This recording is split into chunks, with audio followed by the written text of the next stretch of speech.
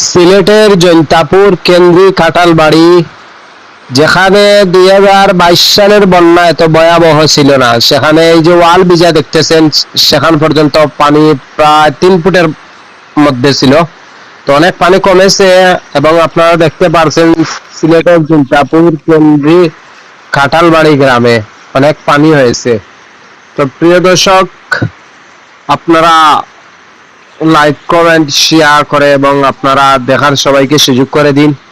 এবং এই যে আপনারা দেখতে পারছেন এত পানি হয়েছে, যে পানিগুলা আসলে মানুষ বন্যার সময় অনেক কষ্ট করতেছে।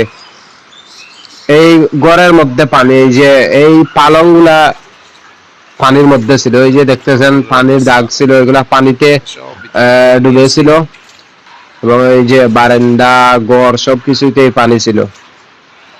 তো প্রিয় দর্শক, অবশ্যই আপনারা সবাইকে দেখার সুযোগ করে দিবা, লাইক কমেন্ট শেয়ার করবা আর সবাই দেখার সুযোগ করে দিন।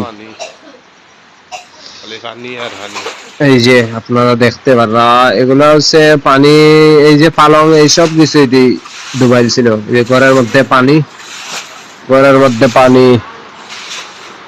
এই যে বারান্দায় পানি ছিল, এই যে এই ঘরগুলাতে পানি ছিল, এই যে সব গুলাতে এই যে মাল সামান সব কিছু উপরে উঠানো ছিল এবং অনেক কষ্ট হয়েছে। পানি ঘরে যখন আসে তখন মানুষের অনেক, এই যে পাটেক্সের পালং অনেক মাল সামান ওইগুলো নষ্ট হয়েছে। তো পানি লাগলে অবশ্যই পাটেক্সের মালগুলো নষ্ট হয়ে যায়। তো মানুষের অনেক কষ্ট হয়েছে। 2022 সালের বন্যা এত ভয়াবহ নাই, এগুলাতে পানি আসে নাই, কিন্তু এখন দেখেন 2024 সালের বন্যায় এই ঘরের মধ্যে পানি ঢুকেছে। এই যে এগুলোতে অনেক পানি ছিল, অনেক পানি শুকিয়েছে,